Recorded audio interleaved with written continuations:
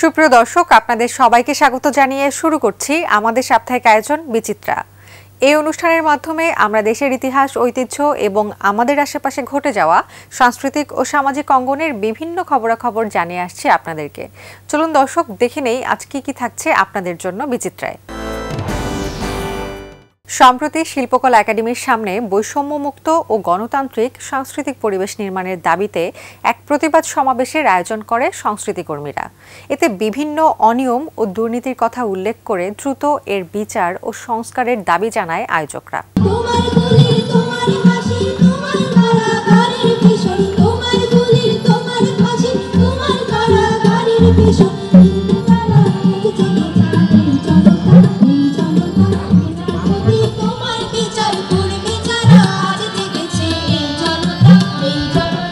August শুক্রবার বিকেলে রাজধানীর শিল্পকলা একাডেমির সামনে গণতান্ত্রিক সাংস্কৃতিক পরিবেশ নির্মাণের দাবিতে এক প্রতিবাদ সমাবেশ অনুষ্ঠিত হয়। অনুষ্ঠানে বাংলাদেশ থিয়েটারের অধিকর্তা শাহ আলম সহ অনেকে বক্তব্য দেন। সমাবেশ শেষে বাংলাদেশ গ্রুপ থিয়েটার ফেডারেশন, পথনাটক পরিষদ, সম্মিলিত সাংস্কৃতিক জোট ও আবৃত্তি সমন্বয় পরিষদের বিলুপ্তির দাবি জানানো হয়। আমাদের একটি মুক্ত স্বাধীন সংস্কৃতির চর্চা বিকাশ ঘটানো দরকার। এই যে আন্দোলনটি হলো, এত ব্যাপক বিশাল আন্দোলন হলো, এখানে শুধু ছাত্ররা ছিল তা নয়, সাধারণ জনগণ যেমন ছিল, আমাদের সাংস্কৃতিক কর্মীরা তেমনই ছিল।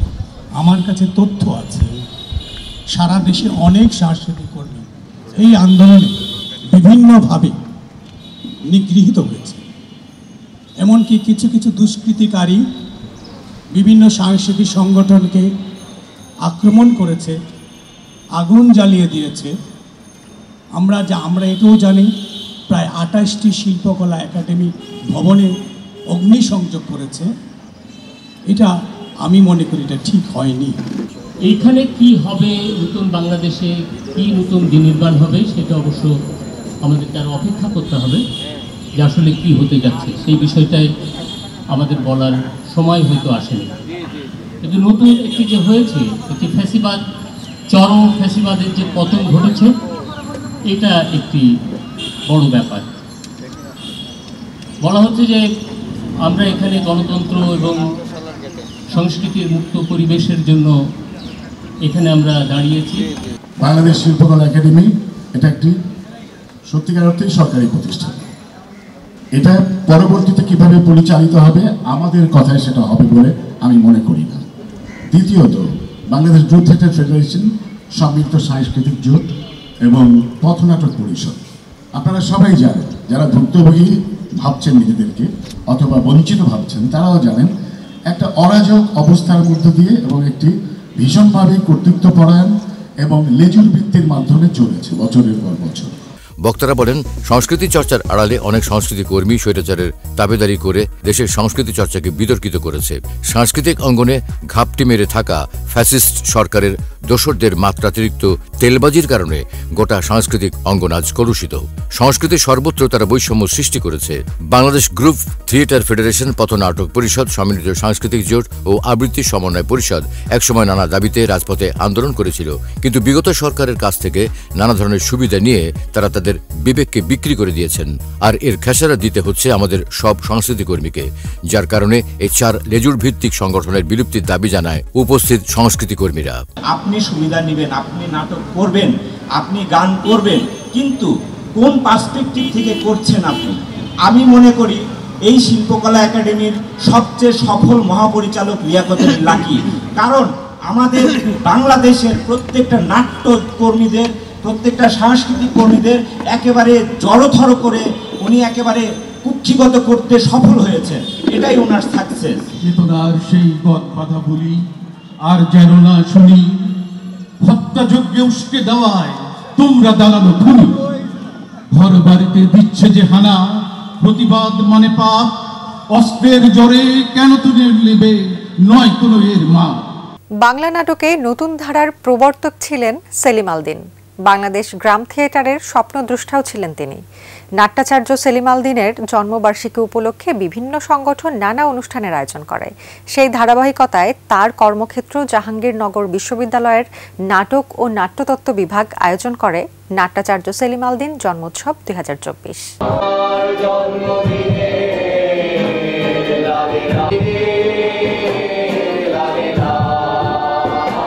18 আগস্ট রবিবার সকালে ঐতিহ্যবাহী বাংলা নাটকের রচনা, রীতি ও পরিবেশনা শৈলীর নতুন রূপকার এবং জাহাঙ্গীরনগর বিশ্ববিদ্যালয়ের নাটক ও নাট্যতত্ত্ব বিভাগের প্রতিষ্ঠাতা অধ্যাপক ডক্টর সেলিম আল দীনের 75তম জন্মদিন উপলক্ষে পদযাত্রা ও সমাধিতে পুষ্পস্তবক অর্পণ, সেমিনার ও আলোচনা, স্মৃতিচারণ সহ নানা অনুষ্ঠানের আয়োজন করা হয়।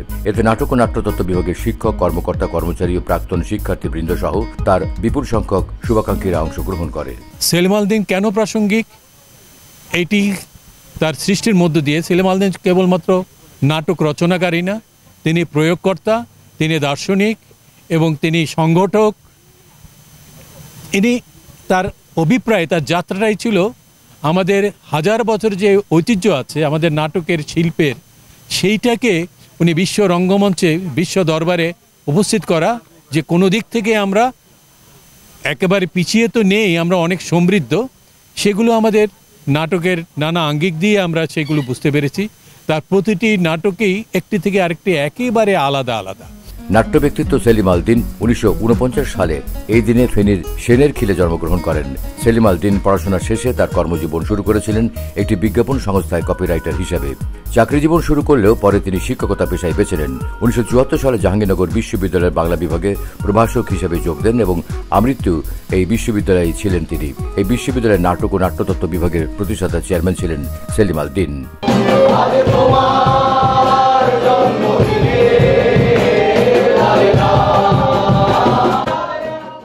স্রষ্টার অপরূপ সৃষ্টি বাংলাদেশের প্রকৃতি।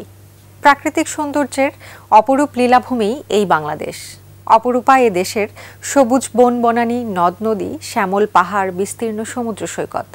6 ঋতুর বৈষম্যময় এই দেশ বাংলাদেশ। তাই তো কবি এই বাংলার রূপে মুগ্ধ হয়ে বাংলাকে বলেছেন রূপসী বাংলা। বাংলার প্রকৃতি নিয়ে রাজধানীর শফিউদ্দিন শিল্পালয়ে শেষ হলো বিউটি অফ নেচার শিরোনামে একটি চিত্র প্রদর্শনী। সম্প্রতি ধানমন্ডির শফিউদ্দিন শিল্পালয়ে শেষ হল শিল্পী আনুশা আরমিন খান ও আলভিনা তাবাসসুম খানের বিউটি অফ নেচার শিরোনামে 2 দিনব্যাপী একটি শিল্পকর্ম প্রদর্শনী। প্রদর্শনীতে প্রকৃতির উপর আঁকা 40টি পেন্টিং দেখানো হয়েছে, যা 2020 এবং 2024 সালের মধ্যে ক্যানভাসে অ্যাক্রিলিকে তৈরি করা। নেচার আর প্রকৃতি এসব খুবই ভালোবাসা আছে, আর তুলি নিয়ে এসব নিয়ে খুব আগায় করতে খুব ভালো লাগে। বেশিরভাগ বাইরের দেশের যে জায়গাগুলা সুন্দর, পাহাড়, বালি, ঘর, এগুলো প্রকৃতি এইসব খুব ভালোবাসি। আর এই ঘোরাঘুরি করতে ভালোবাসি, আর যেতে ইচ্ছা করে তাই প্রকৃতি নিয়ে ছবি আঁকি। যমজ বোন 7ম শ্রেণীর ছাত্র ক্যানভাসে প্রাকৃতিক দৃশ্য, বন এবং জলপ্রপাত প্রদর্শন করেছে। শিল্পীদের বেশিরভাগ ছবি ফটোগ্রাফ থেকে অনুপ্রাণিত হয়ে আঁকা হয়েছে। আমার যমজ মেয়ে আনুশা এবং আলভিনা, ছোটবেলা থেকেই ওদের আমি দেখেছি একদম ছোট বয়স থেকে ওরা নিজেরা যেটা দেখে সেটাই এঁকে ফেলে।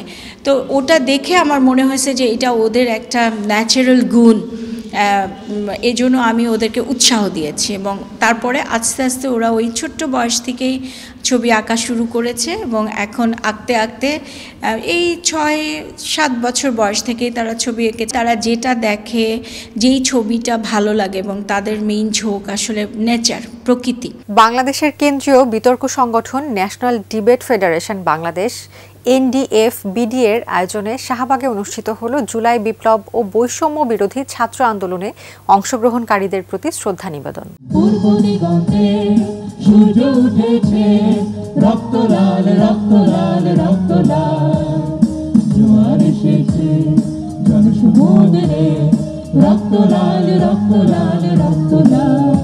বাংলাদেশের কেন্দ্রীয় বিতর্ক সংগঠন national debate federation Bangladesh NDF-BD এর আয়োজনে শাহবাগে অনুষ্ঠিত হল জুলাই বিপ্লব ও বৈষম্য বিরোধী ছাত্র আন্দোলনে অংশগ্রহণকারীদের প্রতি শ্রদ্ধা নিবেদন। বৈষম্য বিরোধী ছাত্র আন্দোলনে ছাত্র জনতার গণ অভ্যুত্থানে অংশগ্রহণকারী সকলের প্রতি বিনম্র শ্রদ্ধা ও সম্মান জানাতে বাংলাদেশে বিতর্ক শিল্পের কেন্দ্রীয় সংগঠন national debate federation Bangladesh NDF-BD আয়োজনে 19 আগস্ট সোমবার সন্ধ্যায় ঢাকা বিশ্ববিদ্যালয়ের TSCর স্বোপার্জিত স্বাধীনতা চত্বরে অনুষ্ঠিত হল জুলাই বিপ্লব। একটি নতুন প্রজন্ম নতুন একটা বাংলাদেশকে উপহার দিল, আর এই বাংলাদেশকে মত প্রকাশের, স্বাধীন মত প্রকাশের যে সুযোগ করে দিল। আমার মত আমার মতন প্রকাশ করার যে শক্তি অর্জন করার সুযোগ করে দিল, পরমত সহিষ্ণু এবং দেশপ্রেমী জনগণ তৈরি করার যে সুযোগটি করে দিল, তাই তাদের প্রতি স্মরণ করে তাদেরকে ভালোবেসেই আমাদের মূলত এই আয়োজনটি ছিল।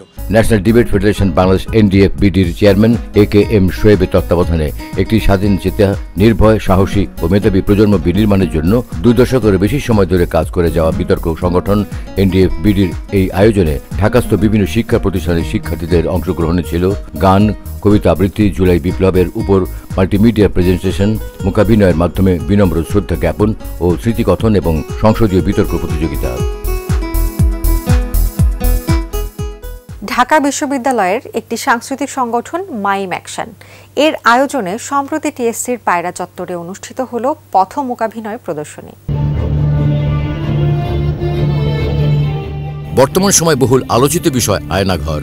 এই আয়নাঘরে কি ঘটে তা তুলে ধরতে পথ মূকাভিনয় প্রদর্শনী হয়ে গেল ঢাকা বিশ্ববিদ্যালয়ের টিএসসির পায়রা চত্বরে।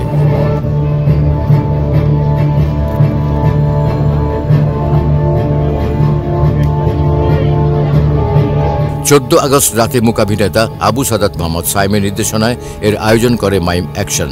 এতে অংশ নেন নির্দেশক, কুশীলব ও মূকাভিনয় শিল্পীরা।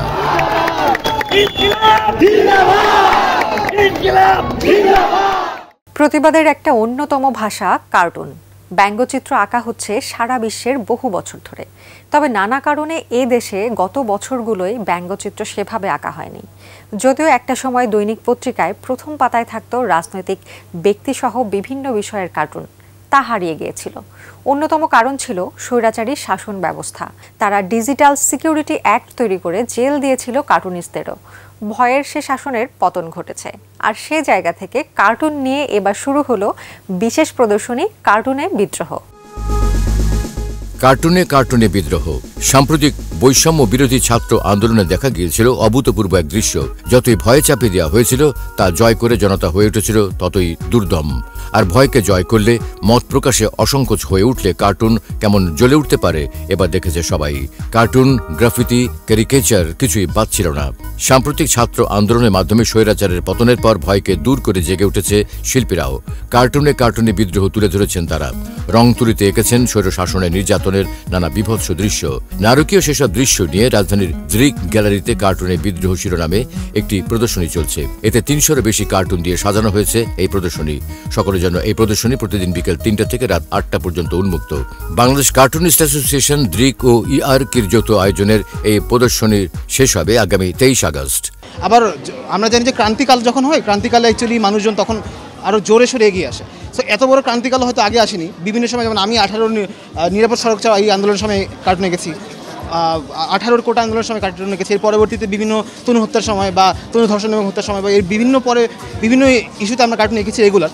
কিন্তু এই এত মানুষ নিয়ে, একাধারে কয়েকশো মানুষ নিয়ে যে সবাই মিলে আঁকছে, সেটা কার্টুনিস্ট, নন কার্টুনিস্ট, আর্টিস্ট, নতুন আর্টিস্ট, বুড়ো আর্টিস্ট, সবাই মিলে যে নতুন করে আঁকছে, সেটা হয়তো এরকম হয়নি। তো যখন গণ অভ্যুত্থান হয়, তখন সেটা চিন্তারও গণ অভ্যুত্থান হয়। তখন সেই জায়গা থেকে শিল্পীরাও এখন এগিয়ে আসছে, এবং যখন দেখছে যে আসলে তাদের হয়তো খুব বেশি কিছু করার নেই, তখন তারা, আমরা জানি প্রত্যেকটা আন্দোলনে একটা মরাল বুস্টের দরকার হয়, একটা আদর্শগত জায়গা থেকে একটা চেতনার একটা উজ্জীবিত করার জন্য এক ধরনের শ্রেণীর মানুষের দরকার হয়। তারা সেই জায়গাটা পূরণ করেছে। প্রিয় দর্শক, সবার জন্য মঙ্গল কামনা করে আজকের মতো শেষ করব। ইতিহাস, ঐতিহ্য সহ সামাজিক ও বিনোদন জগতের খবরাখবর নিয়ে আমি বৃষ্টি আবারও আপনাদের সামনে হাজির হব। ততদিন পর্যন্ত সবাই ভালো থাকুন, নিরাপদে থাকুন, আর থাকুন বাংলা ভিশনের সাথেই।